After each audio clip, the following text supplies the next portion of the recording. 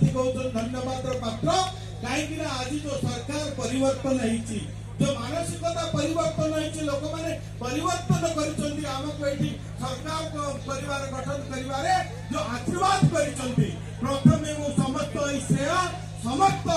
कथा को मु गंजामवासी को अर्पण करुच्ची धन्यवाद करुच्ची एवं धन्यवाद पात्र होती मोर गंजाम माटीर समस्त आमर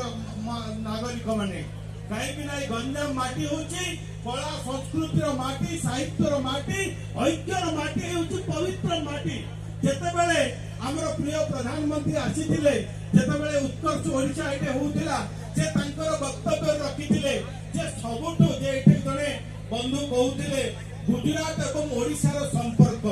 आज जति गुजरात एते आगो को जाईची गुजरात आज विकसित होईची सेथिरे हमर गंजामर मेहनत लागिची गंजामर एटे खटणी लागिची गंजामर युवक मानकर सेठी लुहाण लगे गुजरात को गठन करिसथि तेणु आम प्रिय प्रधानमंत्री जो स्वप्न रही 2047 बेलू एक विकसित राष्ट्र गठन हम